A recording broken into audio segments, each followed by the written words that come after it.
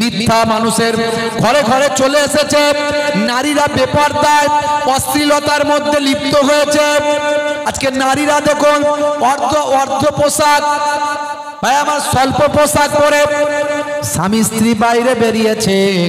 স্বামীর পোশাক পুরোপুরি হাত পর্যন্ত ঢাকা, পা পর্যন্ত ঢাকা, আর স্ত্রীর পোশাক যতটা দেখবেন স্বামীর ঢাকা ততটা স্ত্রীর ফাঁকা আছে না নাই? লাল শাড়ি লাল টিপ লাল আঁচল মাথায় নাই, সবুজ শাড়ি সবুজ টিপ সবুজ আঁচল মাথায় নাই, পিঠটা তাদের ফাঁকা, যত তাকাবি তাকা। আল্লাহ নবী বলেছেন ও হাফাজাত ফুরুজাহান। আল্লাহ নবী বলেন হে মায়েরা মেয়েরা তোমরা তোমাদের সারামগাকে হেফাজত করো, লজ্জাকে হেফাজত করো, মোটা কাপড় গায়ে দিয়ে বের হও, বোরকা হিজাব পরে বের হও। আজকালকার নারী চালাচ্ছে স্কুটি গাড়ি, সে চালাক, অসুবিধা নাই। আমাদের ঘরের মেয়েরা এখন অনেক হাই লেভেলে যাচ্ছে আলহামদুলিল্লাহ, এমনকি ইসরোতে গিয়ে সায়েন্টিস্ট হয়েছে মুসলিম ঘরের মেয়ে, ইসরোর সায়েন্টিস্ট। হে তরুণ যুবকেরা,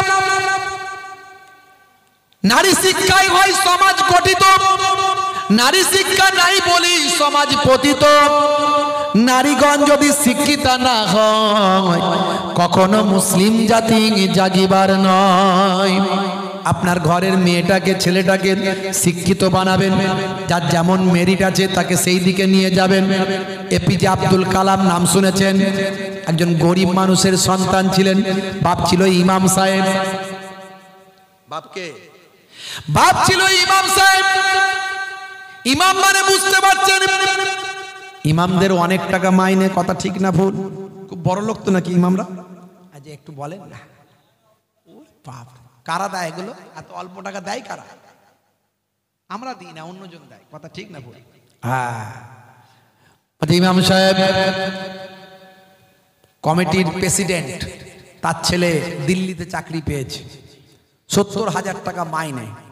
তো ইমাম সাহেবের কাছে শুক্রবারে জুম্মার পরে বলছি, ইমাম সাহেব এই 200 টাকা পকেটে দিলাম, আমার ছেলে চাকরি পেয়েছে, 70,000 টাকা মাইনে, দিল্লি চলে যাবে সোমবারের দিন, একটু খাস করে দোয়া করে দেবেন। ইমাম সাহেব দোয়া করছে, রব্বানা আতেনা ফিদ দুনিয়া। প্রেসিডেন্টের ছেলে বিদেশ যাবে, বলছে আল্লাহ তাকে ভালোভাবে পৌঁছে দাও, কোনো অসুবিধা নাই, কিন্তু তার চাকরিটা যেন পাকা হয় আর মাইনেটা যেন আমার মতো হয়। প্রেসিডেন্ট রেগে গেছে, মাইনে তোমার মতো মানে? কেন? ইমাম সাহেব বলছে কেন?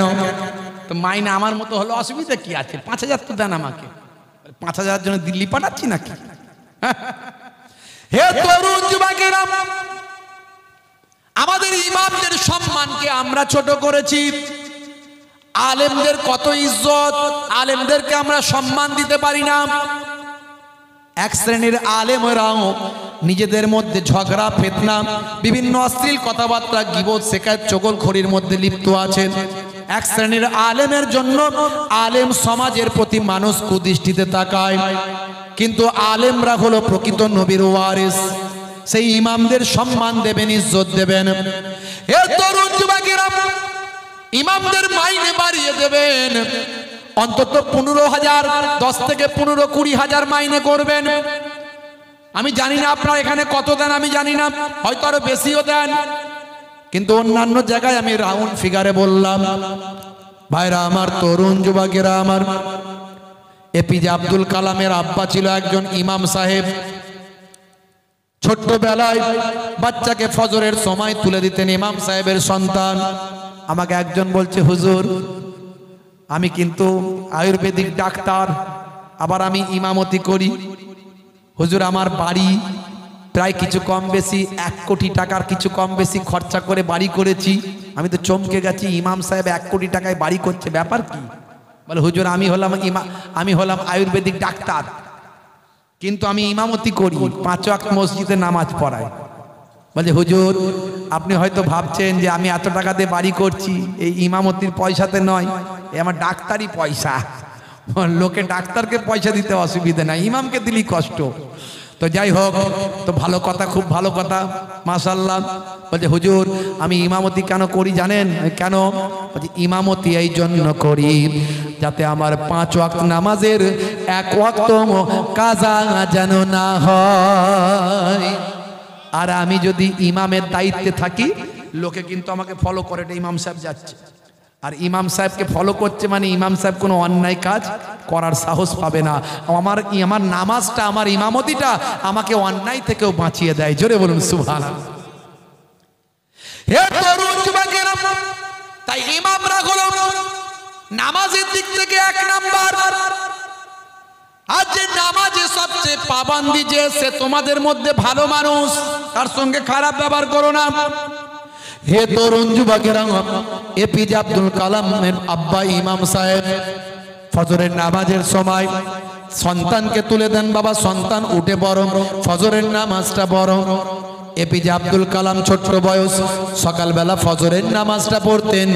ফজরের নামাজ পড়ে বাজারে চলে যেতেন, বাজারে গিয়ে পেপারটা, খবরের কাগজটা নিয়ে নিতেন, নিয়ে ডোর টু ডোর ভাই আমার দোকানে দোকানে, ঘরে ঘরে খবরের কাগজটা কয়েক ঘন্টার মধ্যে ডিস্ট্রিবিউট করতেন। ডিস্ট্রিবিউট করা হয়ে গেলে আবার বাড়িতে চলে আসতেন। মা, জননী মা তার খাবার রেডি করে রাখতেন। আহারে, খাবার খেয়ে আবার তিনি পড়ার জন্য রওনা দিতেন। এইভাবে ছোট্টবেলা থেকে কষ্ট করেছেন, তার মেরিট, মেধাটাকে আল্লাহ এমন জায়গায় পৌঁছে দিয়েছেন, ভারতের মিসাইল ম্যান, পরমাণু বিজ্ঞানী তাকে বানিয়েছেন। প্রাক্তন রাষ্ট্রপতি ভারতের, যতদিন পর্যন্ত ভারতের নাম পৃথিবীর মানচিত্রে থাকবে ততদিন পর্যন্ত ভারতের পরমাণু বিজ্ঞানী মিসাইল ম্যানের নাম ইতিহাসের পাতায় স্বর্ণাক্ষরে একজন মুসলমান ঘরের সন্তান এপিজে আব্দুল কালামের নামটা থাকবে। তাহলে আপনার ঘরের সন্তানটাকে আপনি শিক্ষিত করুন, আপনার ঘরের মেয়েটাকে আপনি শিক্ষিত করুন, শিক্ষিতা করুন। হে তরুণ যুবকেরা, তবে পর্দার মধ্যে, হেফাজতের মধ্যে আল্লাহর নবী পর্দা হেফাজতের মধ্যে শিক্ষা লাভের কোনো অসুবিধা নাই, ইসলামের শিক্ষা লাভে কোনো নিষেধ নাই। হে তরুণ যুবকেরা আমার, হে আমার বন্ধুরা, শুনে রেখে দিন বাবা, জেনে রেখে দেন। হে মুসলমান, আল্লাহর নবী শিক্ষিত বানানোর জন্য চেষ্টা করলেন। সাহাবায়ে কেরামদের উপর শিক্ষার গুরুত্ব বর্ণনা করতে লাগলেন। দয়ার নবী আমার সুন্নতের তালিমটা দিতে লাগলেন। দয়ার নবী ভাই আমার ইবাদতের কথা বলতে লাগলেন। প্রত্যেকটা নবীরা বলেছিলেন সুন্নতের কথা, ইবাদতের কথা। মনে রাখবেন বাবা, সমস্ত নবীদের জামানায় যে ইবাদতগুলো ছিল, আমাদের নবীর জামানাতেও সে ইবাদত ছিল। অন্যান্য নবীর জামানায় ইবাদতগুলোর মধ্যে ভাই আমার নামাজ ছিল, রোজা ছিল, যাকাত ছিল। আর আমাদের নবীর জামানাতেও নামাজ, রোজা, হজ, যাকাত আমাদের নবীর জামানায় বড় ইবাদত ছিল। ভাইরা আমার, সবচেয়ে বড় ইবাদত হলো নামাজ। আফজালুল ইবাদাতে ইবাদাতুস সালাত। নবী সাহাবায়ে কেরামদের সালাতের ডাক দিতে লাগলেন। মুসলমান, আমরা নামাজ ছেড়ে দিয়েছি। 95 জন, 100 জনের 95 জন 5 ওয়াক্ত নামাজ পড়ে না। 100 জনের 95 জন। ইমাম সাহেবকে জিজ্ঞাসা করলেই পাওয়া যাবে। আপনারা দেখেন হয়তো পড়ে, অন্যান্য জায়গায় বেশিরভাগই রিপোর্ট আমার কাছে আছে। মুয়াজ্জিন যখন আযান দেয়, হাইয়া আলাস সালাম, মুসলমানের ছেলে বলে তাড়াতাড়ি মসজিদ তলা থেকে পালা। কেন রে ভাই? মুয়াজ্জিন যদি দেখতে পায় তাহলে বলবে চিন্টু নামাজ পড়বি আয়, পিন্টু নামাজ পড়বি আয়, ঝনু টনু পনু নামাজ পড়বি আয়। মুয়াজ্জিন যদি দেখতে পায় তাহলে ডাকবে হাই রে হাই, তাড়াতাড়ি নামাজ পড়বি আয়, ওযুটা কর, মসজিদে যাই। তাই মুয়াজ্জিনের জ্বালায় পাঁচতলাতে পালায়, মুয়াজ্জিনের জ্বালায় মসজিদ তলা থেকে পালায়, মুয়াজ্জিনের জ্বালায় চায়ের দোকানে যাই, সেখানে গিয়ে ক্যারামার তাসটা খেলি ভাই, মাঝে মনে লাইন দিয়ে ফ্রি ফায়ার আর পাবজিটা চালায়। আছে না নাই? মুসলমানের ছেলে ফ্রি ফায়ার আর পাবজি খেলে সময় কাটায়। হঠাৎ করে দেখলাম আমাকে একজন পাঠিয়েছে একটা ছবি, বুঝতে পারছেন, মদিনা শরীফে মসজিদে নববীতে বসে বসে ফ্রি ফ্রি ফায়ার চালাচ্ছে, ডিডি মসজিদে বসে বসে। হাই রে হাই, কোন জায়গায় পৌঁছেছে আজকে মুসলমান। গজব কি আর এমনি আসছে যে মসজিদে 1 রাকাত নামাজ পড়লে 50,000 রাকাত নামাজের সওয়াব? সেখানে যুবক ছেলে বসে বসে ফ্রি ফায়ার খেলছে, সব অ্যাভেলেবেল করে ফেলেছে। হে তরুণ যুবকেরা, হে আমার বন্ধুরা, নামাজ ছেড়ে দেবেন না। আফজালুল ইবাদাতে ইবাদাতুস সালাত, সমস্ত ইবাদতগুলোর মধ্যে বড় ইবাদত হলো নামাজ। আল্লাহর নবী নামাজের জন্য কত কষ্ট করেছেন, দান মোবারক শহীদ হয়েছে নামাজের জন্য। ওয়াক্ত যে হলো ওযু করো মসজিদে চলো, ওয়াক্ত যে হলো ওযু করো মসজিদে চলো, খোদার হুকুম পালন করো নামাজটা পড়ো। ওয়াক্ত যে হলো ওযু করো মসজিদে চলো, দিন রাতে 5 ওয়াক্ত নামাজ পড়লে পাবে ভাই জান্নাত। জোরে হয় না?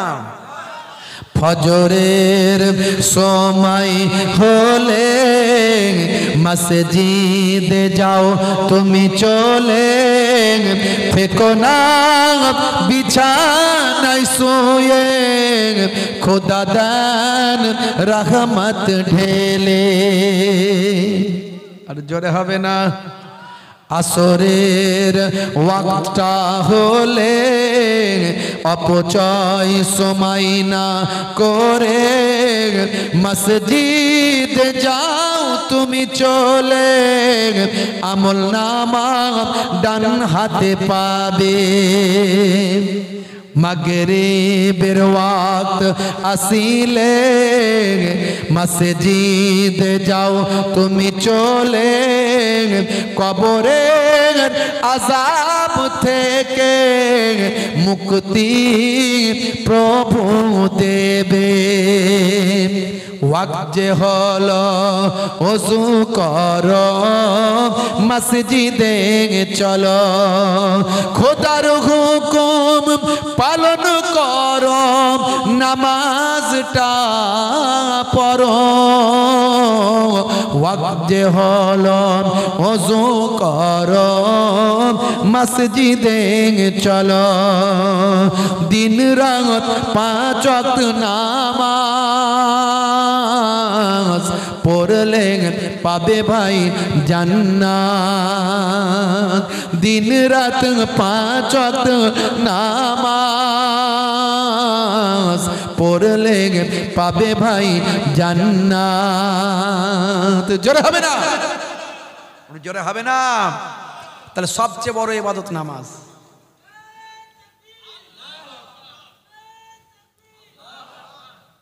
সেই নামাজ ছেড়ে দিলে জান্নাতে যাওয়া যাবে না। ইবাদতগুলো নিয়ে যখন প্রশ্ন করা হবে, বান্দা সবচেয়ে আগে নামাজ পড়েছিলে কিনা বলো। নামাজ ছেড়ে দিয়ে জান্নাতে যাওয়ার কোনো রাস্তা নাই। হে তরুণ যুবকেরা, আরেকটা সবচেয়ে বড় ইবাদত হলো যাকাত। যাকাত, আমরা যাকাতকে ঠিকভাবে ইউটিলাইজ করি না, ব্যবহার করি না। আমরা যাকাত মানে লুঙ্গি দেওয়া, শাড়ি দেওয়া মনে করি। কথা ঠিক না ভুল? কোটিপতি লোক 20-30 হাজার টাকা যাকাত পড়েছে, কোটিপতি লোক 25,000 বা আমার 60,000, 70,000, 1 লাখ টাকা যাকাত পড়েছে। 1 কোটি টাকার মালিক হলে বুঝতে পারছেন তার কত টাকা যাকাত পড়বে। শতকরা 2.5 টাকা হিসাবে কত পড়বে? 2.5 লক্ষ নাকি নাকি কত পড়বে? এই হিসাব করেন, অঙ্কের লোক নাই নাকি এখানে? হে তরুণ যুবকেরা, 1 কোটি টাকার মালিক, লক্ষ টাকার উপরে যাকাত। যাকাত হিসাব করে বলে এত টাকা দেওয়া সম্ভব নয়। 100টা শাড়ি নিয়ে আয়, 100টা লুঙ্গি নিয়ে আয়। 10-20 হাজার টাকার মধ্যে কাজ মিটিয়ে দিল। হে তরুণ যুবকেরা, এটা জাকাতের উদ্দেশ্য নয়। জাকাতের উদ্দেশ্য হলো গরিবি হাটাও, দেশ বাঁচাও। এখন সরকার ডাক দিয়েছে গরিবি হাটাও, দেশ বাঁচাও। ভাই আমার, কিন্তু সরকার গরিবি হাটাও দেশ বাঁচাও এর স্লোগান দিয়েছে। আমাদের রাজ্য সরকার দেখবেন সত্যি গরিবি হাটাও দেশ বাঁচাওয়ের জন্য বিভিন্ন রকম প্রকল্প নিয়ে আসছে। হে তরুণ যুবকেরা, হে আমার বন্ধুরা, ভাইরা আমার, তরুণ যুবকেরা আমার, আবার দেখা যাবে কোন কোন সরকার সেভাবে কাজ করছে না, শুধু মুখে স্লোগান দিচ্ছে। অথচ 1450 বছর আগে ইসলাম বলেছিল গরিবি হাটাও, দেশ বাঁচাও। কিভাবে? তোমার নিকটস্থ গরিব মানুষকে তুমি তোমার জাকাতের বড় অংশ দান করো, যাতে করে তাকে এস্টাবলিশ করে দাও, কাজ কারবারে তাকে লাগিয়ে দাও, সেও আগামী দিন জাকাত দিতে পারবে। জোরে বলুন। হে তরুণ যুবকেরা, এই জাকাতটা অন্যান্য নবীদের জামানাতেও ছিল। হযরতে মুসা কালিমুল্লাহর জামানাতে ছিল জাকাত, নামাজে ছিল, জাকাতও ছিল। মুসা নবীর একজন চাচাতো ভাই ছিল, একই গোত্রের একই বংশের একজন ভাই ছিল, নাম ছিল কারুন। নাম শুনেছেন কারুনের? যে কারুনকে নিয়ে আল্লাহ রাব্বুল আলামিন কোরআন মাজিদের মধ্যে ঘোষণা করেছেন কারুনের কথা। হে তরুণ যুবকেরা, হে আমার বন্ধুরা, হে আমার মুরব্বিয়ানেরা, শুনে রেখে দেন, জেনে রেখে দেন, কারুন ছিল পৃথিবী বিখ্যাত একজন ধনী মানুষ। কারুন ছিল পৃথিবী বিখ্যাত একজন ধনী ব্যক্তি। ভাইরা আমার, তরুণ যুবকেরা আমার, মুরব্বিয়ানেরা আমার, শুনে রেখে দেন, কিন্তু ছিল মারাত্মক কৃপণ লোক। তার এত সম্পত্তি ছিল, আমার আল্লাহ কোরআন মাজিদের মধ্যে জানিয়ে দেন, কারণ তার সম্পত্তির, তার সিন্ধুকের চাবিগুলো বহন করার জন্য একদল লোক, ভাই আমার, সেই সিন্ধুকের চাবিগুলো বহন করে নিয়ে যেত। এতটাই ধনী মানুষ আল্লাহ তাকে বানিয়েছিলেন।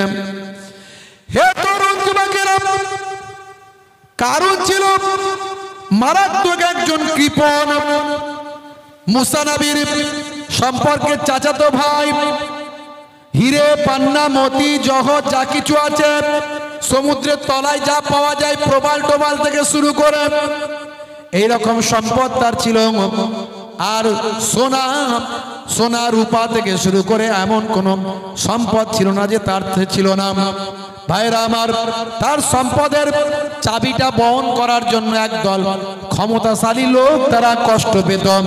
আমার আল্লাহ সূরা কাসাসের মধ্যে সুন্দর করে উল্লেখ করেছেন। কোরআন মাজিদ খুলুন, কোরআন মাজিদে আমার আল্লাহ কোরআন মাজিদে সূরা কাসাসের মধ্যে কারুনের কথা উল্লেখ করে বলেন, ইন্নাল কারুনা কানা মিন কওমে মূসা ফাবাগা আলাইহিম ওয়া আতাইনাহু মিনাল কুনুজি মা ইন্না মাফাতিহাহু লাতানু বিল উসবাতি উলিল কুওয়াতি ইয ক্বালা লাহু কওমুহু লা তাফরাহ ইন্নাল্লাহা লা ইউহিব্বুল ফারিহিন। হে তরুণ যুবকেরা, আমার আল্লাহ বলেন কারুন ছিল মুসা নবীর সম্প্রদায়ভুক্ত, কিন্তু সে তাদের প্রতি উদ্ধত আচরণ করেছিল। তাকে আমি এমন ধনভাণ্ডার দিয়েছিলাম যে তার চাবিগুলো বহন করার জন্য একদল বলবান শক্তিশালী লোক তাদের পক্ষে কষ্টকর ছিল। স্মরণ করো, যখন তার সম্প্রদায় তাকে বলেছিল গর্ব করো না, আমার আল্লাহ গর্বকারীকে পছন্দ করেন না। ইন্নাল্লাহা লা ইউহিব্বুল ফারিহিন। হে তরুণ যুবকেরা, মুসা নবী কারুনকে যখনই দেখতেন তখনই বলতেন, কারুন জাকাত দাও, তোমাকে জাকাত দিতে হবে। কারণ কিন্তু ভয়ঙ্কর কৃপণ ছিল, সে যাকাত দিতে চাইতো না। হে নবী মুসা, তুমি আমাকেই শুধু পেয়েছো আর কাউকে পাও না, আমার সামান্য সম্পদ, তাতেই তুমি যাকাত দিতে বলো, কেন যাকাত দেব? হে জওয়ান যুবকেরা, এমন সময় কিন্তু মুসা নবী ছাড়নেওয়ালা নয়, যখনই কারণকে দেখতে পায় তখনই বলে কারণ যাকাত দাও। কারণ রাগান্বিত হলো। হে তরুণ যুবকেরা, কারণ রাগান্বিত হয়ে বন্ধুদের সঙ্গে পরামর্শ করলো কি করা যায়। বলে এমন একটা কাজ কর, এমন একটা কাজ করো যাতে করে মুসা নবী যাকাত চাওয়া তো দূরের কথা, তোমার সামনে আসা সাহসটাও না করে। সেই সময় দেখতে পাওয়া যায়, হে তরুণ যুবকেরা, হে আমার মুরব্বিয়ানেরা, এমন সময় কারণ চিন্তা করল এমন ভাবে মুসা নবীকে অপমান করতে হবে যাতে করে সে যাকাত চাওয়া তো দূরের কথা, মানুষের সামনে লজ্জায় মুখটাও না দেখাতে পারে। কে বলছে সুবহানাল্লাহ? বলছে করিম চাচা মারা গেছে, বলছে সুবহানাল্লাহ। আসলে রাত অনেক হয়েছে, বুঝতে পারছি, তাই তো ঘুম পাচ্ছে মনে হচ্ছে। আই কষ্ট হচ্ছে, শেষ করে দেবো। সুবহানাল্লাহ সিগন্যাল দিচ্ছে হুজুর, এইরকম সুবহানাল্লাহ চলবে। হে তরুণ যুবকেরা, সংক্ষেপ করে বলবো, লম্বা চওড়া নয়, ভালো করে শুনে রেখে দিন। এমন সময় দেখতে পাওয়া যায় কারণ চিন্তা করলো এমন শিক্ষা দেব মুসা নবীকে যাতে আর মুখ দেখাতে না পারে, যাকাত চাওয়া তো দূরের কথা। সেই জামানার সবচেয়ে বড় একজন বেশ্যা ছিল, যাকে পতিতা নারী ভালো ভাষায় বলা হয়, শুদ্ধ ভাষায় বলে পতিতা নারী। এখনো আছে না নাই? আছে। মানুষ চেনা যায় না। দিনের বেলা সুফি সাধক হয়ে, ভালো মানুষ হয়ে, সহজ সরল মানুষ হয়ে ঘুরে বেড়ায়, রাতের বেলা পতিতালয়ে যায়। এমন লোক মনে হয় নাই আমাদের সমাজে? কি জি ভাইরা আমার, এখনকার যুগেও বিখ্যাত পতিতা নারী, আমি একজনের নাম বলি শোনেন। আমার কাছে তার সম্পর্কে ডিটেলস পাঠিয়েছে। তার নাম হলো মিয়া খলিফা। যারা ইন্টারনেট ঘাটাঘাটি করে তারা জানে। হে তরুণ যুবকেরা, এই মিয়া খলিফা আসলে মুসলমান নয়, কিন্তু নামটা শুনলে মনে হবে মুসলমান।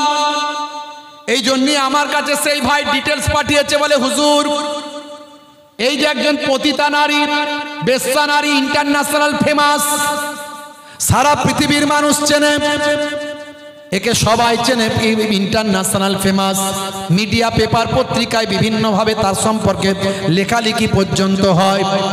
হে যুবকেরা, শুনে রেখে দেন, জেনে রেখে দেন, কখনো এই সমস্ত অন্যায়, অবিচার, পাপাচারের মধ্যে লিপ্ত হবেন না। আমার আল্লাহ কোরআন মাজিদে জানিয়ে দেন, লা তাকরাবুজ জিনা, তোমরা জেনার ধারে কাছেও যেও না। এখন পর্দা প্রথা উঠে গেছে আমাদের মাঝখানে। দেখবেন শালিদের সঙ্গে জামাই বাবুর বেশি খাতির, বউকে ছেড়ে দিয়ে শালি চললো দুলা ভাইয়ের সঙ্গে ঘুরতে, আছে না নাই? একেবারে হারাম কাজ, জেনার গন্ধ পাওয়া যায় এখানে। ভাইরা আমার, তরুণ যুবকেরা আমার, মুরব্বিয়ানেরা আমার, এই রকম অন্যায়, অবিচার, পাপাচারের মধ্যে লিপ্ত হবেন না। আমার আল্লাহ ডাইরেক্ট কোরআন মাজিদে বলেছেন, লা তাকরাবুজ জিনা, জেনার ধারে কাছেও তোমরা যেও না। হে মুসলমান ভাইরা আমার, তরুণ যুবকেরা আমার, শুনে রেখে দেন, এই মিয়া খলিফা নামটা শুনলে মনে হবে মুসলমান। মিয়া, মিয়া নামটা মুসলমানদের ব্যবহার হয়, আর খলিফা একটা মূল্যবান শব্দ, যার অর্থ হলো প্রতিনিধি। ভাই আমার, নামটা নিয়েছে সে মিয়া খলিফা, কিন্তু আসলে সে মুসলমান নয়। মুসলমানদের বদনাম করার জন্য, ইসলামের বদনাম করার জন্য, আর মুসলিম সমাজকে উদ্বুদ্ধ করার জন্য, মুসলিম ঘরের নারীদের, মহিলাদের উদ্বুদ্ধ করার জন্য নামটা নিয়েছে। এর আসল বাড়ি হলো লেবানন। এ একজন লেবানিস্ট, একজন অমুসলিম। ইন্টারনেট সার্চ করবেন, তার জীবনী পাবেন, কিন্তু এদের ধারে কাছে, এদের কোনো রকম সম্পর্কে আর কোনো তথ্য জানবেন না। বাবা হে তরুণ যুবকেরা, সেই জামানায় মুসা নবীর জামানায় একজন বিখ্যাত ইন্টারন্যাশনাল পতিতা নারী ছিল। তার নাম হলো এই মিয়া খলিফার মতো সাবজা। তার নাম হলো সাবজা। কারণ চিন্তা করলো সাবজার কাছে যেতে হবে। সাবজার কাছে চলে গেল রাতের বেলা, গিয়ে সেখানে রাতটা কাটালো সাবজার সঙ্গে। 5 লক্ষ স্বর্ণ মুদ্রা দিল, দিয়ে বলল আরো দেব। হে সাবজা, একটা কাজ করতে হবে। বলে কি কাজ? পয়সা দিলেই যে কোনো কাজ করার জন্য আমি রেডি। হে তরুণ যুবকেরা, কারণ বলল শোনো সাবজা, অমুক দিনে অমুক জায়গাতে সকালবেলা চলে যাবে। ওটা হলো রাজদরবার। আমাদের বাদশা হলো ফেরাউন। সে নিজেকে খোদা বলে, আমরা তাকে খোদা বলে মানি। আমাদের খোদার জন্মদিন হলো ওই দিন। খোদার জন্মদিনে চলে যাবে, সকাল সকাল চলে যাবে। খোদার জন্মদিন বলে কথা, আমাদের ফেরাউনের জন্মদিন বলে কথা। অনেক খানা পিনার ব্যবস্থা থাকবে, শত শত মানুষ সেখানে, হাজার হাজার মানুষ আসবে। তুমিও চলে যাবে, মেয়েদের মজলিসে গিয়ে বসে যাবে। আর যেখানে মানুষ বেশি সেখানে মুসা এসে হাজির হয়ে যায়। মানুষ যেখানে মুসা সেখানে। মুসা নবী এসে তাদের মাঝখানে এসে ফেরাউনের বিরুদ্ধে আল্লাহর পক্ষে ওয়াজ করেন। আল্লাহর নবীরা কত কষ্ট করেছেন, সাহাবায়ে কেরামেরা কত কষ্ট করেছেন, আল্লাহর মাহবুব বান্দা ওলিরা কত কষ্ট করেছেন, খাজা গরিব নামাজ কত কষ্ট করেছেন, নিজামুদ্দিন আউলিয়া কত কষ্ট করেছেন, খাজা বাকিবুল্লাহ কত কষ্ট করেছেন, পীর মুজাদ্দিদুজ্জামান আবু বকর সিদ্দিক রাহমাতুল্লাহ আলাইহি কত কষ্ট করেছেন, বসিরার আল্লামা হুজুর কত কষ্ট করেছেন, 5 হুজুর কেবলা কত কষ্ট করেছেন, আমার পিন্নাগড়ি হুজুর কত কষ্ট করেছেন। আমরা তো এখন কষ্ট করি না, আমাদের সম্মান দিয়ে নিয়ে আসা হয়, সম্মান দিয়ে বিদায় নেওয়া হয়। কিন্তু আমরা কি করি? আমরা সঠিক ব্যবহার না করে আমরা ওয়াজের মধ্যে বিতর্কিত কথা বলে মানুষের মধ্যে বিভাজন তৈরি করি, অশান্তি করি, ঐক্যের কথা না বলে দ্বন্দ্বের কথা বলি। হে তরুণ যুবকেরা, নবীরা কত কষ্ট করেছেন বাবা। হযরতে মুসা কালিমুল্লাহ ভিড় যেখানে বেশি সেখানে এসে আল্লাহর কথা বলেন। নিশ্চয় সে আল্লাহর কথা বলতে আসবে। যখন আল্লাহর কথা বলবে, নবীর কথা বলবে, তাওরাতের কথা বলবে, সুন্নতের কথা বলবে, সেই সময় তুমি মেয়েদের মজলিস থেকে উঠে দাঁড়াবে, দাঁড়িয়ে বলবে ভাই সকল, ভাই সকল, আমি হলাম সেই বিখ্যাত সাবজা, যাকে তোমরা অনেকে নামে চেনো, অনেকে কামে চেনো। কারণ তোমার কাস্টমারও তো সেখানে থাকবে। তুমি বলবে অনেকে আমাকে নামে চেনে, অনেকে কামে চেনে। আমি সেই বিখ্যাত সাবজা। এই যে মুসা অনেক নীতি কথা বলছে, ভালো ভালো ওয়াজ করছে, আল্লাহর কথা বলছে। আসলে এই মুসা আমার 1 নাম্বার কাস্টমার। এই একটা কথা যদি তুমি বলতে পারো, মুসাকে যদি অপমানিত করতে পারো হাজার হাজার লোকের সামনে, মুসার কথা যদি বলতে পারো মুসা আমার কাস্টমার, তাহলে মনে রাখবে যা স্বর্ণ মুদ্রা দিয়েছি তার থেকে আরো তোমাকে বাড়িয়ে দেব। তবে হ্যাঁ, যখন আমি স্টেজে আমিও বসে থাকবো, ফেরাউনের পাশে আমি থাকবো, আমি তার উজির, আমি তার উজির। ফেরাউনের পাশে দিয়ে আমি বসে থাকবো। আমি যখন একটা আঙুল তুলব তখন তুমি উঠে দাঁড়িয়ে যাবে আর ও কথা বলে দেবে, ব্যাস বাজিমাত, এটাই তোমার কাজ। বলে কোনো চিন্তা নাই, কোনো চিন্তা নাই।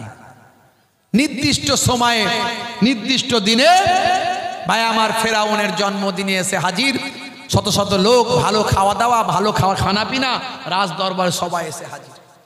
সাবজাও এসে হাজির, মেয়েদের মজলিসে এসে বসে আছে সামনের কাতারে, সামনের কাতারে এসে বসে আছে। এমন সময় ভিড় জমে গেছে, মুসা কালিমুল্লাহ এসে হাজির। হুজুর এসে নবুয়াতের ওয়াজ করছেন, রিসালাতের ওয়াজ করছেন, ওয়াহাদানিয়াতের ওয়াজ করছেন। ওয়াজ শুনে মানুষ মশগুল হয়ে যাচ্ছে, সবাই হা করে তাকিয়ে আছে। আহ, কত সুন্দর কথা বলছে।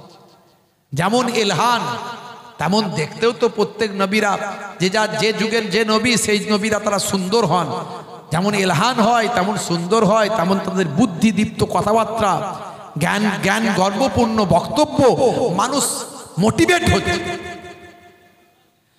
হে তরুণ যুবকেরা, এমন সময় দেখতে পাওয়া যায় ওয়াজ যখন দারুণ করছেন, মানুষ সব উদ্বুদ্ধ হয়ে যাচ্ছে।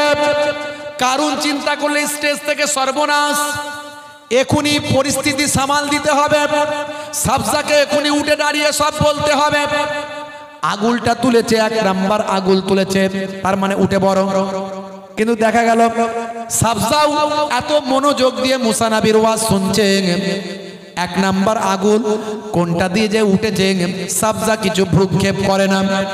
কারণ চিন্তা করলো সর্বনাশ, 1 নাম্বার আগুলে কাজ হয়নি, 2 নাম্বার আগুল, 2 নাম্বার আগুল তুলেছে, তার মানে তাড়াতাড়ি ওঠ, তাড়াতাড়ি বল। কিন্তু 2 নাম্বার আগুলেও কোনো কাজ হচ্ছে না। সাবজা মনোযোগ দিয়ে মুসা নবীর ওয়াজ শুনছে। হে তরুণ যুবকেরা, কারণ দেখলো বেগতিক 3 নাম্বার আগুন তুলেছে, সাবজা ভ্রুক্ষেপ করেনি, ওয়াজ শুনে যাচ্ছে। কারণ দেখলো সব প্ল্যান প্রোগ্রাম নষ্ট হয়ে যাবে, সব বরবাদ হয়ে যাবে, আমার টাকা পয়সা মেহনত সব পানিতে যাবে। ভাই আমার নেমে পড়ে মহিলাদের প্যান্ডেলে চলে গেছে। বিরাট বড় ধনী মানুষ, জমিদার, বিরাট বড় ধন দৌলতের মালিক, যেখানে যায় লোকে সম্মান করে। যাচ্ছে যেদিকে ভিড়ের মাঝখানে লোকে সাইড দিয়ে দিচ্ছে যান, কিন্তু গিয়ে হেঁটে হেঁটে গেল তো গেল, একেবারে সাবজার পাশে গিয়ে বসে গেল নিলজ্জের মতো। লোকে অবাক হয়ে গেল, লোকে দেখে মুচকে মুচকে হাসে, গেল যাই কোথা। কারণ উজির সাহেব বসে কোথায়? মেয়েদের প্যান্ডেলে, মেয়েদের ভিতরে। এমন সময় বসেছে তো বসেছে, ভাই আমার এবার গুত্তা মারছে, ওঠ ওঠ, বল তাড়াতাড়ি বল। কতক্ষণ আর গুত্তা সহ্য করবে সাবজা? সিজ ফিমেল, গুত্তার কতক্ষণ সহ্য করবে? শেষে উঠলো, উঠে দাঁড়িয়ে বলছে, ভাই সকল, এই যে মুসা নবীকে দেখছো, এই যে মুসা নবী ভালো ভালো কথা বলছে, এই যে মুসা নবী নীতি নীতি কথা বলছে, সুন্দর সুন্দর কথা বলছে, আমি মুসা নবীর ভক্ত হয়ে গেছি। আর এই যে আমার পেছনে কারুনকে দেখছো, এই কারুন হলো আমার 1 নাম্বার কাস্টমার। বলতে এসেছিল মুসা নবী আমার কাস্টমার, বললো কারুন আমার কাস্টমার। কারুনের মাথায় হাত, কি বললি রে হতভাগী, বললিটা কি? তোর সঙ্গে কি এই কথা? আমি জীবনে কোনোদিন মুসা নবীকে চোখে দেখিনি, মুসা নবীর ওয়াজও শুনিনি। আজ আমি চোখে দেখলাম, ওয়াজ শুনলাম, আমি সাবজা ফিদা হয়ে গেলাম, পাগল হয়ে গেলাম। আমি ওয়াজ শুনে মাশগুল হলাম। এতদিন পর্যন্ত আমি পাপের দুনিয়ায় আছি, আজ থেকে আমার মনে হয়েছে এই পাপ, আমি অন্যায় কাজ কেন করছি।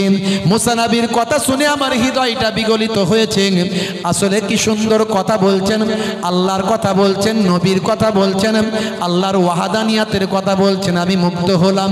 জীবনে কোনোদিন মুসা নবীকে দেখি না, মুসা নবীর কথা শুনি না, আজকে আমি শুনলাম, মুগ্ধ হলাম। আজকে আমি মুসা নবীর কথা শুনে মুগ্ধ হয়ে এ কথা বলতে চাই।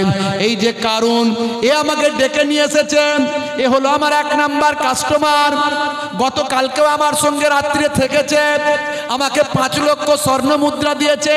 এই নে তোর মুখে ছুঁড়ে মারলাম বলে মুখে ছুঁড়ে মেরে দিয়েছে। শুনে রেখে দেখ কারুন, এ পয়সায় আমার কোনো কাজে লাগবে না। আজ আমি সঠিক দিশা পেয়েছি, আজ আমি হিদায়াতের আলো পেয়েছি। মুসা নবী যা বলেছেন সত্য বলেছেন বলে বিশ্বাস করেছি। ও নবী মুসা, আজ আমি তোমার কাছেই কালেমা পড়ে তোমার শিষ্যা হতে চাই, আল্লাহকে এক বলে বিশ্বাস করতে চাই। পড়িয়ে দাও মহাবাণী মহাকালেমা, কালেমা শরীফ পড়ে মুসা নবীর কাছে সাবজা ইমানদার হয়ে যায়। মুসা নবী রাগান্বিত, আর কারুনের মাথা খারাপ, সব প্ল্যান প্রোগ্রাম গেল। মুসা নবী রাগী মানুষ, বুঝতে পারছেন। অন্যায়ের বিরুদ্ধে একজন অপরাধীকে কথা বলছেন, শোনে না তো 1 চর মেরেছেন, সে মারা গেছিল, একজন কিপ্তিকে, বুঝতে পারছেন। হে তরুণ যুবকেরা, হে আমার বন্ধুরা, শুনে রেখে দিন বাবা, জেনে রেখে দেন। মুসা নবী বললেন যারা মজলিসে আছো তারা সব বেরিয়ে যাও, এই মজলিসে আর কেউ থাকবে না। সঙ্গে সঙ্গে সবাই বেরিয়ে গেল। মুসা নবী হাতের লাঠি ছাড়লে সাপ হয়ে যায়, হাতটা গোল করে ঘোরালে সূর্যের মতো আলো হয়। এমনি তো আল্লাহ মুজিজা দিয়েছেন, ফেরাউন পর্যন্ত ভয় পায়। ফেরাউনের যত জাদু মন্ত্র ছিল সব জাদু মন্ত্রকে খেপ ফিনিশ করে দিয়েছে। যত জাদুকররা ছিল সবাই মুসা নবীর কাছে কালেমা পড়েছে, শিষ্য হয়ে গেছে। হে তরুণ যুবকেরা, হে আমার বন্ধুরা, শুনে রেখে দিন বাবা, জেনে রেখে দেন। এমন সময় হযরতে মুসা কালিমুল্লাহ বললেন যারা মজলিসে আছো সব বেরিয়ে যাও। বলার সঙ্গে সঙ্গে সবাই বেরিয়ে চলে গেছে। সাবজাও বেরিয়ে গেছে। একমাত্র কারণ সে বসে রয়ে গেছে, সে আর উঠতে পারে না। তার সারা শরীরটা অবশ হয়ে গেছে, মনে হচ্ছে হ্যান্ডিক্যাপ হয়ে গেছে, আর উঠতে পারে না। যদিও কোনো রকমে উঠলো, ধরে ধরে উঠলো। মুসা কালিমুল্লাহ বলে হে কারুন, অনেক আমার বিরুদ্ধে চক্রান্ত করেছিস, অনেক অন্যায় করেছিস, অনেক বড় অপরাধী তুই। দেখ এখনো সময় আছে, তওবা কর, আর যাকাতটা দিবি কিনা বল।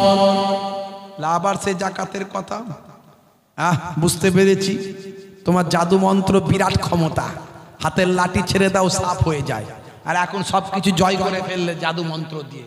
তুমি ভাবছো তোমার এই মন্ত্র ফন্ত্র দিয়ে, জাদু ফাদু দিয়ে আমাকে যাকাত দেয়া করাবে। আমি কারুন, আমি এক কথার লোক, মরে যাব তবু যাকাত দেবো না।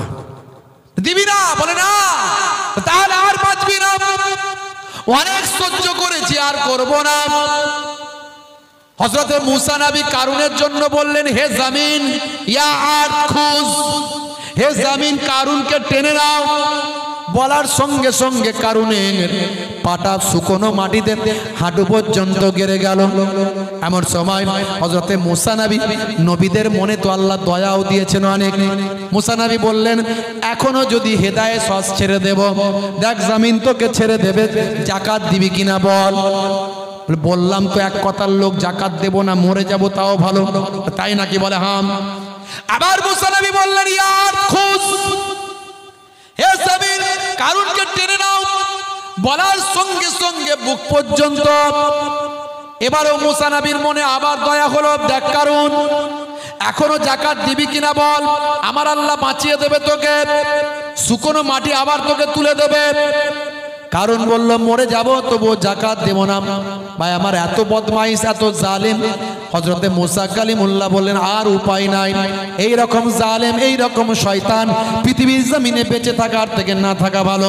হযরতে মুসা কালিমুল্লাহ বললেন ইয়া আরদ খুজ। বলার সঙ্গে সঙ্গে জমিনে কারণ দেবে গেল। শুধু কারণ নয়, কারুনের যত সম্পত্তি ছিল, প্রাসাদ ছিল, সম্পদ ছিল, ধন দৌলত ছিল, সবটাই শুকনো জমিনের ভিতর দেবে গেল, মাটির তলায় তলিয়ে গেল। এ কথা আমার আল্লাহ কোরআন মাজিদে সুন্দর করে সূরা কাসাসে উল্লেখ করে দিয়েছেন। সূরার নাম হলো সূরা কাসাস, আয়াত নাম্বার হলো 81। এই 81 নাম্বার আয়াতে আমার আল্লাহ বলছেন ফাখাসাফনা বিহি ওয়া বিদারিহিল আরদা ফামা কানা লাহু মিন ফিয়াতিন ইয়ানসুরুনাহু মিন দুনিল্লাহি ওয়া মা কানা মিনাল মুনতাসিরিন। হে তরুণ যুবকেরা, আমার আল্লাহ জানিয়ে দিলেন অতঃপর আমি ভূগর্ভে পতিত করলাম কারুনকে ও তার প্রাসাদকে। আল্লাহ ব্যতীত তাকে সাহায্য করার কোনো দল ছিল না, আর সে নিজেকে নিজে কেউ সাহায্য করতে পারল না। হে তরুণ যুবকেরা, আজও আপনি মিশরে চলে যাবেন। মিশরের কায়রো থেকে 80 কিলোমিটার দূর একটা হ্রদ আছে, যেখানে মানুষ ট্যুর করতে যায়, দেখতে যায়। সেই হ্রদটার নাম হলো কারুন হ্রদ। সেই কারুন হ্রদে যে আপনি যাবেন, সেখানে আজও অস্তিত্ব নিদর্শনখানা খুঁজে পাবেন। হে তরুণ যুবকেরা, হে আমার মুরব্বিয়ানেরা, বলার উদ্দেশ্য আমার আল্লাহ পৃথিবীর জমিনে মানুষকে ইবাদতের জন্য পাঠিয়েছেন। বান্দা যখন ইবাদত থেকে ভুলে যায়, আমার আল্লাহ তাদের উপর গজব নাযিল করে দেয়। তবে একসঙ্গে আল্লাহ আমার নবীর উম্মতদের একসঙ্গে ধরবে না, চাটে অল্প অল্প করে ধরবে। এক জায়গায় দেখবেন বন্যা হচ্ছে, অন্য জায়গায় হয়নি। এক জায়গায় ভূমিকম্প হচ্ছে, অন্য জায়গায় হয়নি। এক জায়গায় সুনামি হচ্ছে, অন্য জায়গায় হয়নি। এক জায়গায় আসমান থেকে গজব হচ্ছে, অন্য জায়গায় হয়নি। কারণ এটা আমার নবীর দোয়া, বুঝতে পারছেন? না হলে সব একসঙ্গে ধ্বংস আল্লাহ করে দিতে পারতেন। তাই আখেরি জামানায় কায়ামতের আলামতগুলো আস্তে আস্তে ফুটে উঠছে। যে কোনো সময় মালহামা আসতে পারে, যে কোনো সময় পৃথিবীর একটা বড় অংশের মানুষ ধ্বংস হয়ে যেতে পারে। এই অল্প দিনের মধ্যে প্রায় 70-80 হাজার মানুষ মারা গেছে অল্প দিনের মধ্যে। শুধু মধ্যপ্রাচ্যে 50,000 মানুষ শহীদ হয়েছে। তারপরে ইউক্রেন রাশিয়া আছে, তারপরে আজারবাইজান আর্মেনিয়া আছে, তারপরে আপনার ভাই আমার এই মায়ানমার বাংলাদেশ এগুলো সব আছে, বুঝতে পারছেন? সব মিলিয়ে যদি দেখেন ভাই আমার, বহু মানুষ মারা গেছে। ফিরে আসুন আল্লাহর পথে, ভালো মানুষ হতে হবে, সিরাতুল মুস্তাকিম পথের প্রতীক হতে হবে, রাসূলের সুন্নতের তাবেদারি করতে হবে। আমি অনেক সুন্নতের কথা বলেছি, এগুলো তো বড় ইবাদতের কথা বললাম। অনেক সুন্নতের কথা বলেছি। ডান দিকে কাত হয়ে ঘুমানো সুন্নত, বসে পানি পান করা সুন্নত, চেটে পুচে খাবার খাওয়া সুন্নত। নবী যা বলেছেন সব সুন্নত। ভাইরা আমার, বসে পেচ্ছাপ করা, ইস্তেঞ্জা করে পবিত্র হওয়া, হ্যাঁ, ঘুমানোর সময় ঘরের লাইটটা বন্ধ করে অন্ধকারে ঘুমানো। আমার আল্লাহ যা বলেছেন, নবী যা বলেছেন, সবের মধ্যে বিজ্ঞান বাস্তবতা পাওয়া যায়। ওয়াজআলনাল লাইলা লিবাসা, সূরা নাবা আয়াত নাম্বার 10। আমার আল্লাহ বলছেন রাত্রিকে তোমাদের জন্য পোশাক বানিয়ে দিয়েছি। রাত্রি অন্ধকার, অন্ধকার তোমাদের জন্য পোশাক, মানে তোমরা অন্ধকারকে গায়ের সঙ্গে লাগিয়ে নাও। অন্য হাদিসের মধ্যে দেখা যায় নবী বলছেন লাইট বন্ধ করে দাও যখন ঘুমাও। 12 ঘন্টা দিন, 12 ঘন্টা রাত। আমি একটা এভারেজ বললাম। ভাইরা আমার, স্বাস্থ্য বিশেষজ্ঞরা বলছে যখন আপনি ঘুমিয়ে যান অন্ধকার করে, আলো জ্বললে হবে না। চোখ কিন্তু বুঝতে পারে, ব্রেন কিন্তু বুঝতে পারে যে লাইট জ্বলছে। লাইট যখন বন্ধ হবে, চোখ সিগন্যাল দেবে ব্রেনকে। অন্তত ঘুমের 2 ঘন্টা পরে ভাই আমার মাথার দিক থেকে, পেছন সাইড থেকে একটা হরমোন নিঃসৃত হয়, মেলাটোনিন।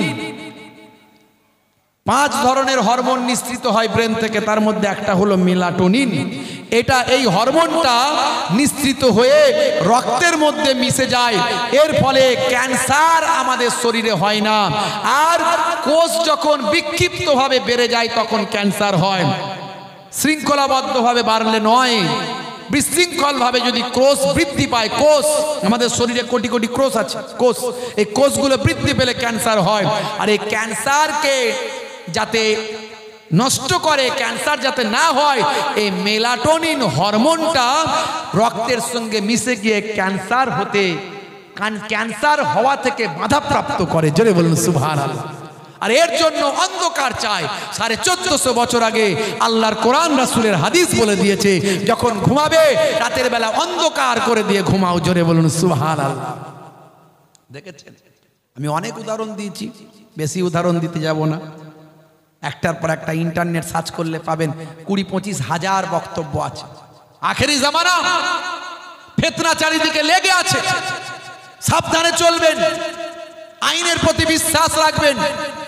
আমাদের এই পশ্চিমবঙ্গে এখনো আইনের শাসন আছে। এখনো আমাদের এখানকার পুলিশ অনেক তাড়াতাড়ি কাজ করে। এই কদিন আগে বেলডাঙ্গায় যে ঘটনা ঘটেছে আপনারা জানেন। ভাইরা আমার, পুরো তথ্যটা আমি জানতে পারলাম ইন্টারনেটের মাধ্যমে। যারা পুরোপুরি গিয়ে খোঁজ খবর নিয়েছেন, সব মানুষ খারাপ নয়। ভাইরা আমার, এই ঘটনাটা চক্রান্ত করে ঘটানো হয়েছে।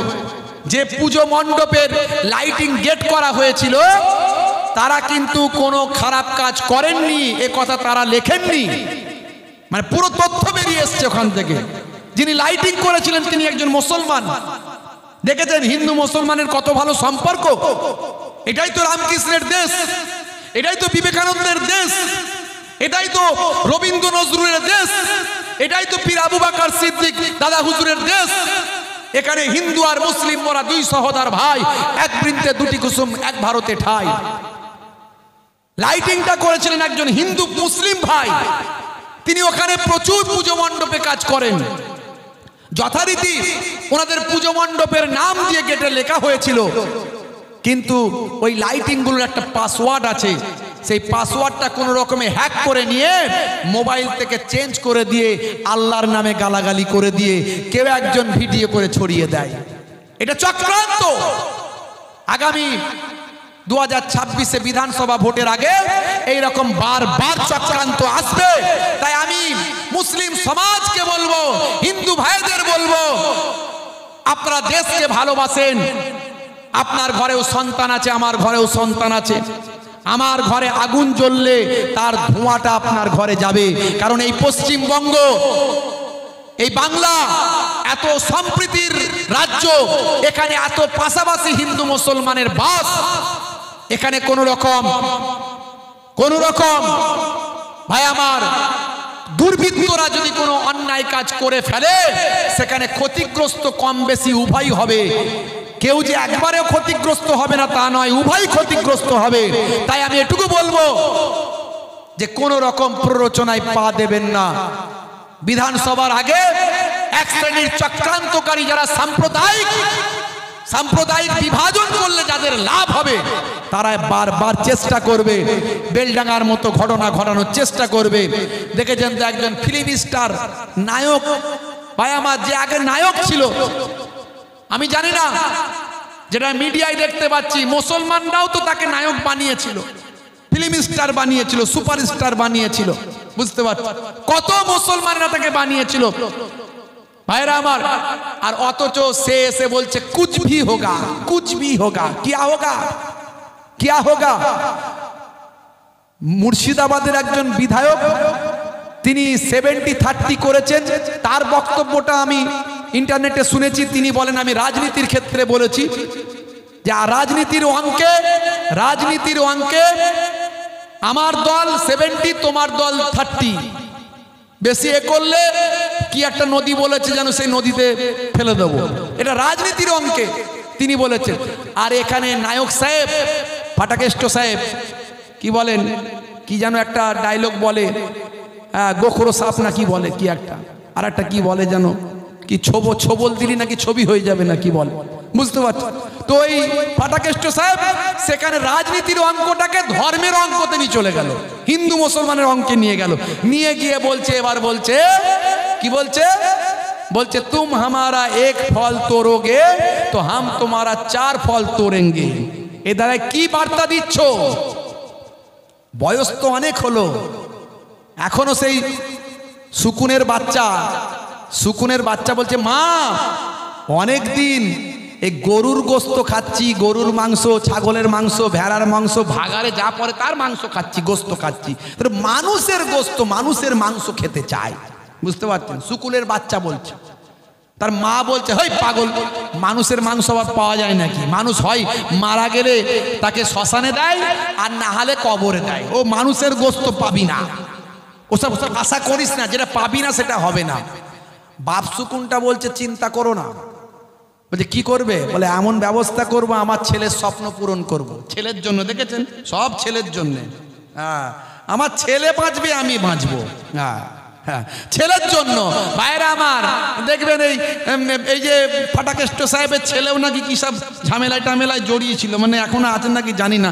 তো এইসব ব্যাপার, অনেক কিছু ব্যাপার আছে ভাই এসব ভিতরে। সাধারণ মানুষ আমার আপনার ঘরের মাথায় ঢুকবে না।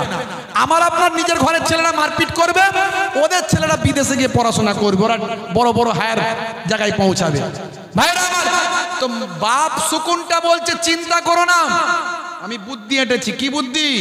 হ্যাঁ, বলছে একটুখানি শূকরের গোস্ত নিয়ে গিয়ে এই মসজিদে ফেলে দেবো, আর একটুখানি গরুর গোস্ত নিয়ে গিয়ে মন্দিরে ফেলে দেবো। তাই করে দিল। দেওয়ার পরই সকালবেলা ব্যাস শুরু হয়ে গেল। বাপ সুকুন গাছে বসে বসে হাসছে, দেখেছিস? হ্যাঁ, শুরু হয়েছে, আমার ছেলে এবার মানুষের গোস্ত খাবে।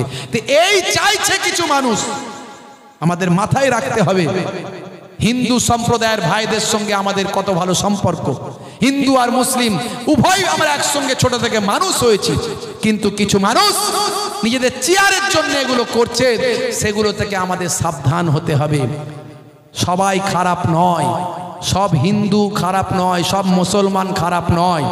ভালো মানুষগুলোর সঙ্গে মিশতে হবে, ভালো মানুষদেরকে নিয়ে চলতে হবে, আরো বেশি বেশি আমাদের ভালো ব্যবহার দেখাতে হবে। বলুন ইনশাআল্লাহ, পারবো তো নাকি? বলেন ইনশাআল্লাহ। এই আদর্শ নবিয়ানা আখলাক মানুষের কাছে ছড়িয়ে দেবো, বলুন ইনশাআল্লাহ। ভাইরা আমার, 5 ওয়াক্ত নামাজ ছাড়বেন না, যাকাতটা সহিভাবে দেওয়ার চেষ্টা করুন, আর তার সঙ্গে সঙ্গে নবীর সুন্নতগুলোকে মেনে চলুন। সন্ধ্যা থেকে যে ওয়াজ হয়েছিল তার জিস্ট, তার মূলটা আমি আলোচনা করে দিলাম। আল্লাহ রাব্বুল আলামিন আমাদের কবুল ও মঞ্জুর করেন, বলুন আল্লাহুম্মা আমিন, বলুন আল্লাহুম্মা আমিন। ভাইরা আমার, পৃথিবীর সবচেয়ে ভালো জায়গা হলো বাইতুল্লাহ, আল্লাহর ঘর। বাইতুল্লাহ আল্লাহর ঘর, এই টাউন মসজিদ অত্যন্ত ভাই আমার গুরুত্বপূর্ণ একটা বড় মসজিদ, আল্লাহর ঘর। আহা, দুনিয়ার মধ্যে শ্রেষ্ঠ জায়গা হলো মসজিদ। সে মসজিদের টাইলস লাগবে ওপরে, বুঝতে পারছেন?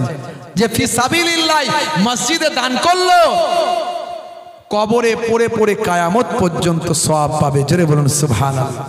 জোরে হবে না সুবহানাল্লাহ? আর জোরে হবে না? ভাইরা আমার, এই সামান্য করে আমি পয়সা চাইবো, সামান্য করে বলবো, টাইলসের জন্য আপনার টাইলসটা লাগানো থাকবে, আপনার টাইলসটা লাগানো থাকবে। নামাজিরা সারা জীবন নামাজ পড়বে, আপনি কবরে চলে যাবেন, আর আমি আজকে ওয়াজ করে যাচ্ছি, আমিও চলে যাব, কিন্তু মসজিদ ইনশাআল্লাহ থাকবে। মসজিদে নামাজিরা গিয়ে নামাজ পড়বে, আপনার আমার আফটার জেনারেশন ওই টাইলসে নামাজ পড়বে, আমি আপনি কবরে পড়ে পড়ে কিয়ামত পর্যন্ত সওয়াব পাবো। জোরে বলুন সুবহানাল্লাহ। জোরে হবে না সুবহানাল্লাহ? ভাইরা আমার, আমি অল্প থেকে শুরু করব, অন্তত যাতে সবাই দিতে পারেন। আল্লাহ রাব্বুল আলামিন কোরআন মাজিদে বলছেন, মান জাআ বিল হাসানাতে ফালাহু আসরু আমসালিহা। বান্দা 1 দেবে, আমি আল্লাহ 10 দেব। আবার মসজিদে দেওয়া মানে সৌভাগ্যের ব্যাপার। সাদকায়ে জারিয়া 7টা আছে, 7টা। তার মধ্যে আল্লাহর নবী বলছেন, আও বানা মসজিদান, যে ব্যক্তি মসজিদ তৈরি করবে, মসজিদে সহযোগিতা করবে। তো বাপজি আমার, মাত্র এই টাইলস লাগানোর জন্য 1000 টাকায় কতগুলো পিস হবে আমি জানি না। 1000 টাকা করে 8 জন বলতে পারেন, 1000 টাকা করে 8 জন, জান্নাত হলো 8টা, আর সাদকায়ে জারিয়ার সওয়াব টাইলসের জন্য 8 জন, 1000 করে বলতে পারেন। 1000 করে 8 জন, আর 500 করে 8 জন। একটু হাত তুলে দেখাতে পারেন? আপনারা অনেক দিয়েছেন, কিন্তু আমি আপনাদের ভাই, গভীর রাত্রিতে দুনিয়ার সমস্ত অফিস বন্ধ, আল্লাহর অফিস খোলা। একটু হবে? আমার মসজিদ কমিটির সেক্রেটারি সাহেব, এনারা যারা দায়িত্ব আছেন, তারা বললেন একটুখানি বলার জন্য। একটু হাতটা তুলতে পারেন? ফি সাবিলিল্লাহ তুললে কত বলেন? কত? 500 না 1000? 500 না 1000? 500। মাশাআল্লাহ। কি নাম বলেন? জোরে বলেন না, আপনি ইয়ং মানুষ, জোরে বলেন। হাফিজুল সাহেব। হাফিজুল বাড়ি কোথায়? হাফিজুল সাহেব মথুরাপুরে বাড়ি। হাফিজুল সাহেব 500 টাকা টাইলসের জন্য। জোরে বলুন মারহাবা, জোরে বলুন মারহাবা। নারে তাকবীর, নারে তাকবীর। দোয়া চাই আল্লাহুম্মা আমিন। দানকে কবুল করে নিন, তো জানে দিন, হায়াত কিসমত দারাজ করে দিন, শরীরকে সুস্থ রেখে দিন, কাজে কারবারে উন্নতি দিন, হালাল তেজারাতে ব্যবসা বাণিজ্যে উন্নতি দিন। খাস করে দোয়া চাই, মাবুদ কি নিয়ত করে দান করেছে তুমি জানো, আমি জানি না মাবুদ। গভীর রাত্রিতে দুনিয়ার অফিস বন্ধ, তোমার অফিস খোলা। তোমার কোরআন কখনো মিথ্যা নয়। তুমি কোরআন মাজিদে বলেছো, মান জাআ বিল হাসানাতে ফালাহু আসরু আমসালিহা। বান্দা 1 দিবি, আমি আল্লাহ 10 দেব। এটা আমার কোরআনের ওয়াদা। হাদিসে কুদসির মধ্যে বলেছো, বান্দা 1-এর বদলে 10, 100, 700 বেহিসাব মালে মালামাল করে দাও তুমি। 1-এর বদলে মালে মালামাল, 1-এর বদলে বেহিসাব। কি নিয়ত করে দান করেছে তুমি জানো? এবার আল্লাহ কারো পাপ কবরে, মা কবরে, দাদা কবরে, দাদি কবরে, নানা নানি কবরে, আত্মীয় স্বজন কবরে। বুখারী শরীফের হাদিস, ইন্নামাল আমালু বিন্নিয়াত, নিয়তের উপর আমল হয়। বান্দা তুমি নিয়ত করে দান করো। পৃথিবীর শ্রেষ্ঠ জায়গা হলো মসজিদ। সে মসজিদে দান করলে সাদকায়ে জারিয়ার সওয়াব কিয়ামত পর্যন্ত পেতে থাকবে কবরে পড়ে পড়ে। আল্লাহর নবী বলেন কবরে পড়ে পড়ে কাল কিয়ামত পর্যন্ত মসজিদে দান করার কারণে সওয়াব পেতে থাকবে। সাদকায়ে জারিয়ার সওয়াব বলা হয় এটা। জীবনের গুনাহ আল্লাহ maaf করে দেবেন মসজিদে দান করার বিনিময়ে। তুমি চাইলে ভেলোর পাঠাতে পারো, চেন্নাই পাঠাতে পারো, ক্যান্সার দিতে পারো, টিউমার প্যারালাইজড বানাতে পারো, হার্ট অ্যাটাক দিতে পারো, আবার তুমি চাইলে সামান্য র্যান্টাক জিনটাকে সুস্থ রাখতে পারো। যারা দান করছে বা করবে তাদের আল্লাহ সম্মানকে বাড়িয়ে দাও। ছেলে মেয়ে বিবি বাচ্চা আওলাদ নিয়ে সুখের সংসার। এত কথা বকতে হতো না। এই আমি কবিতাগুলো বলছি তো কিছু মানুষ পরে আবার বলবে শুধু গজল আর নাথ, শুধু গজল আর নাথ, বাকি যে এত কোরআন হাদিস বললাম সেগুলো কিছু শুনবে না।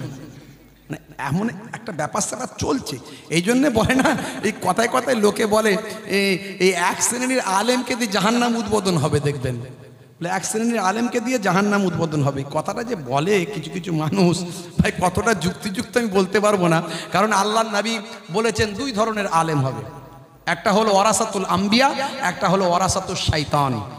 বুঝতে পারছেন? যারা সবসময় ফেতনা, যাদের কথাগুলো খুব ভালো, কালামুহুম কা কালামিল আম্বিয়া, কথাগুলো হবে নবীদের কথার মতো, কি মিষ্টি মিষ্টি কথা।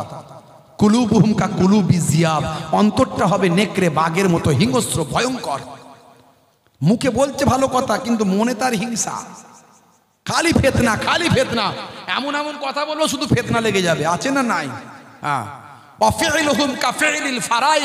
আল্লাহর নবী বলেন কাজকর্মগুলো হবে ফেরাউনের কাজের মতো। আল্লাহর নবী বলেন এরা আমার উম্মত নয়, আমি এদের নবী নয়। আর এক শ্রেণীর আলেম হবে যাদের কথা, যাদের অন্তর, যাদের কাজ সবটাই নবীয়ানা তারিকায় হবে, তারা হলো ওয়ারাসাতুল আম্বিয়া। জোরে বলুন সুবহানাল্লাহ। এই রকম আলেম যদি খুঁজে পান, আল্লাহর নবী বলছেন মান যারা আলিমান ফাকান্নামা যারানি, যে আলেমে হাক্কানির সঙ্গে মুলাকাত করলো সে যেন আমি রাসূলুল্লাহ দয়ার নবীর সঙ্গে মুলাকাত করলো। মান সাফা আলিমান ফাকান্নামা সাফানি, যে আলেমে হাক্কানির সঙ্গে মুসাফা করলো সে যেন আমি রাসূলুল্লাহ দয়ার নবী পাকের সঙ্গে মুসাফা করলো। মান জালাসা আলিমান ফাকান্নামা জালাসানি, যে আলেমে হাক্কানির মজলিসে গিয়ে বসলো সে যেন আমি দয়ার নবী পাকের মজলিসে এসে বসলো। তাহলে আলেমদের সম্মান অনেক, কিন্তু সে আলেমরা আমরা নিজেদের সম্মান নিজেরা রাখছি না। ভাইরা আমার, তো দেখুন আমার নবী এসেছেন, মক্কাবাসী খুশি। এটা কবিতার মাধ্যমে কবি গিয়েছে, আমার লেখা নয়, এটা অন্যজনের কবিতা পেয়েছি। তো আমার কিছু কবিতাও আমি লিখি মাঝে মাঝে সময় পেলে, একটু ভাঙাচোরা কবি আর কি। এখানে বলেছে ওই আকাশ বাতাস চন্দ্র তারা খুশিতে তারা মেতেছে, আসমানের হুর ফারিস তারা দেখার তরে উকি মেরেছে। জোরে হবে না? জোরে হবে না? দাদু মুত্তালিব খুশি হয়ে, দাদু মুত্তালিব খুশি হয়ে মক্কাবাসীর দাওয়াত করেছেন। 12 রবিউল আউয়ালে রহমত ওয়ালা নবী এলো রে, সাফাআতের তাজ পরে জামিনে বরকত ওয়ালা নবী এলো রে। এলো রে ভাই এলো রে, এলো রে ভাই এলো রে, কাউসার কাউসার ওয়ালা নবী এলো রে। হে তরুণ যুবকেরা, আল্লাহর নবী মানুষকে হেদায়েতের আলো দিতে লাগলেন, সাহাবায়ে কেরামদের পাল্টাতে লাগলেন, পরিবর্তন হতে লাগলো মানুষ। এক শ্রেণীর মানুষ মানলো না, আর এক শ্রেণীর মানুষ মানতে লাগলো। মক্কার মানুষরা অনেক অত্যাচার করলো, জুলুম করলো, নবী আমার সব সহ্য করলেন। হে তরুণ যুবকের, হে আমার মুরব্বিয়ানেরা, আল্লাহর নবী ভাই আমার মানুষকে হেদায়েতের আলো দিতে লাগলেন, তাদেরকে শেখাতে লাগলেন বাবারা তোমরা আল্লাহর পথে ফিরে আসো, মানুষের উপর অত্যাচার করো না, অন্যায় অবিচার থেকে সরে আসো, জেনা ব্যভিচার সুদ ঘুষ পাপ অন্যায় থেকে সরে আসো। হে তরুণ যুবকেরা, হে আমার মুরব্বি মুরব্বিয়ানিরা দয়ার নবী তাদেরকে ভাই আমার নামাজের দাওয়াত দিলেন, তাদেরকে দাওয়াত দিলেন, ভাই আমার সুন্নতের দাওয়াত দিলেন। এ জওয়ান যুবকেরা, আল্লাহর নবী ঈমানের দাওয়াতটা দিলেন, ঈমানদার বানাতে শুরু করলেন। হে দুনিয়ার মানুষ শুনে রেখে দাও, নবী আমার তাদের প্রথমে সিম কার্ডটা ঠিক করে দিলেন, কারণ সিম কার্ড ছাড়া ভাই আমার মোবাইলের কোনো দাম নাই, ঈমান ছাড়া এই অ্যান্ড্রয়েড বডির কোনো দাম নাই। আগে তোমরা আল্লাহকে এক বলে মানো, লা শারিকা লাহু, তার কোনো শরীক নাই। আল্লাহর প্রতি বিশ্বাস রাখো, আর বাবা আসমানি কিতাবগুলোকে বিশ্বাস করো, যত পূর্বের কিতাব আছে সব বিশ্বাস করো, সমস্ত নবী পয়গম্বরদের মানো। এইভাবে নবী হেদায়েতের বাণীটা দিতে লাগলেন, তাদের ঈমানটাকে মজবুত করতে লাগলেন। ভাগ্যে ভালো মন্দ যা কিছু হয় সবই আল্লাহর পক্ষ থেকে হয়। ভাগ্যে ভালো মন্দ কোথা থেকে হয়? সবই আল্লাহর পক্ষ থেকে হয়। কথা ঠিক না ভুল? আমরা মানি তো না মানি না? জোরে বলেন, মানি না মানি না? ভাগ্যে ভালো মন্দ কোথা থেকে হচ্ছে? কারবারে লস, কারবারে লাভ কোথা থেকে হচ্ছে? আল্লাহর কাছে, আল্লাহর কাছ থেকে। কারো বাপ মারা গেছে, সে বলছে আল্লাহ এত লোকের বাপ ছিল, আমারটাই গেল, তুমি কি আর দেখতে পেলে না? হ্যাঁ, আল্লাহর নামে কটু কথা বাজে কথা বলে কি বলে না? এত লোকের মা ছিল, আমারটাকেই তুলে নিলে। ভাইরা আমার, ভাগ্যে ভালো মন্দ যা কিছু হয় আল্লাহর কাছ থেকে হয়। রাতের বেলা হুজুর যখন বলছে তখন বলছে হ্যাঁ একদম মানি, একদম মানি। আবার সকাল হলি লটারির টিকিটের দোকানে গিয়ে বলে চাচা কালকে ওয়াজ শুনেছি, বুঝতে পারছো, মসজিদে 10 টাকা গলিয়েও দিয়েছি, আজকে এমন টিকিট দাও যেন 5 লাখ লাগে। আছে না নাই? হে তরুণ যুবকেরা, হে আমার বন্ধুরা, হে আমার মুরব্বিয়ানেরা, কিয়ামতের দিন বিশ্বাস করতে হবে, বিচারের দিন হবে, কিয়ামত যে হবে। এমন একটা সময় আমাদের মাঝখানে চলে এসেছে বাপ, কিয়ামতের আলামতগুলোর মধ্যে ছোট আলামতগুলো প্রকাশ পেয়েছে। আল্লাহর নবী বলেন 6টা জিনিস, 6টা জিনিস যখন তোমরা লক্ষ্য করবে তখন তোমরা বেশি বেশি ইবাদত বন্দেগীতে তোমরা নিজেরা পরিবর্তন হয়ে যাও, বেশি বেশি করে আল্লাহর ইবাদতে মাশগুল হও। হে তরুণ যুবকেরা, হে আমার মুরব্বিয়ানেরা, ভাইরা আমার, তরুণ যুবকেরা আমার, তার মধ্যে একটা হলো যখন অশিক্ষিত মূর্খ ব্যক্তিরা নেতৃত্বের আসনে বসবে, অশিক্ষিত মূর্খ মানুষেরা নেতৃত্বের আসনে বসবে। 2 নাম্বার হলো প্রত্যেকটা বিষয়ে যখন বেশি বেশি করে শর্ত চাপানো হবে, বেশি বেশি করে কোনো কিছুর উপর যেখানে শর্ত দেওয়ার নয় সেখানেও শর্ত দেওয়া হবে। ওয়া কাসরাতুস সুরাতে ওয়া কাসরাতুস শর্তে, শর্ত বেশি বেশি করে দেওয়া হবে। ওয়া বাইউল্লাহ হুকমে, ভাই আমার বিচারকরা বিক্রি হয়ে যাবে। বিচারক যারা বিচারের দায়িত্বে থাকবে তারা বিক্রি হয়ে যাবে। বিচারক, বিচার কেনা বেচা হবে, ভালো করে মিলিয়ে নিন। ওয়া কাতিয়াতুর রাহমে, ভাইরা আমার, আত্মীয়তা বিচ্ছিন্ন হয়ে যাবে, আত্মীয়তা বিচ্ছিন্ন হয়ে যাবে, ভালো করে মিলিয়ে নিন। ইস্তিগফাফু বিদ্দামে, ভাই আমার, রক্ত চারিদিকে ঝরতে থাকবে, মানুষ মারা যাবে বেশি বেশি, রক্তের কোনো মূল্য থাকবে না, রক্ত মানুষের জীবনের কোনো দাম থাকবে না, মানুষ মারা যাবে বেশি বেশি।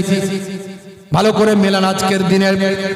এই রকম ভাবে আল্লাহর নবী 6টা কথা বলেছিলেন। হে তরুণ যুবকেরা, হে আমার বন্ধুরা, চারিদিকে তাকিয়ে দেখুন, কিয়ামতের আলামতগুলোর মধ্যে এই ছোট ছোট আলামতগুলো পরিস্ফুটিত হচ্ছে আজকে। আজকে ইউক্রেন রাশিয়া যে পরিমাণে যুদ্ধের দ্বার প্রান্তে পৌঁছে গেছে, একটা মালহামা হয়তো এটাকে কেন্দ্র করে ঘটতে পারে। থার্ড ওয়ার, তৃতীয় বিশ্বযুদ্ধ হয়তো শুরু হতে পারে। হে তরুণ যুবকেরা, রাশিয়া হুমকি দিয়ে দিয়েছে পরমাণু যুদ্ধ আমি চালিয়ে দিতে পারি, পরমাণু বোমা কিন্তু আমরা অনুমতি দিতে পারি। রাশিয়ার হাতে আছে কিছু কম বেশি 600টা পরমাণু। ওদিকে ইউক্রেনকে আমেরিকা সাহায্য করছে, বলছে 300 কিলোমিটার দূরপাল্লার ক্ষেপণাস্ত্র তুমি চালাতে পারো, অনুমতি দিলাম। জো বাইডেন যাবার আগে অনুমতি দিচ্ছে, জানুয়ারি থেকে ট্রাম্প ক্ষমতায় আসবে আবার। এইভাবে দেখা গেল 1450 বছর আগে আল্লাহর নবী ভবিষ্যৎবাণী করে দিয়েছিলেন। আমার আল্লাহ প্রদত্ত কথাগুলো বলেছিলেন, হাদিসের মধ্যে এসেছে কিয়ামতের আগে একটা মালহামা হবে, মালহামা, যেখানে 1/3 মানুষ ভাই আমার মারা যাবে, আধুনিকতা ধ্বংস হবে। হে তরুণ যুবকেরা, হে আমার মুরব্বিয়ানেরা, পরমাণু যুদ্ধ যদি শুরু হয়ে যায় পৃথিবীর আধুনিকতা হারিয়ে যাবে। সমস্ত পৃথিবীর দেশগুলো দুটো ভাগে ভাগ হয়ে গেছে। একবার যুদ্ধ হলে সারা বিশ্ব কিন্তু যুদ্ধে লিপ্ত হয়ে যাবে। হে মুসলমান, হে তরুণ যুবকেরা, ভাইরা আমার, আজ কিয়ামতের আলামতগুলো সব কিন্তু মিলে যাচ্ছে। ঘরে ঘরে জেনা ব্যভিচার, ঘরে ঘরে জেনা ব্যভিচার, অন্যায় অত্যাচার লিপ্ত হয়ে গেছে। অশ্লীলতা মানুষের ঘরে ঘরে ভরে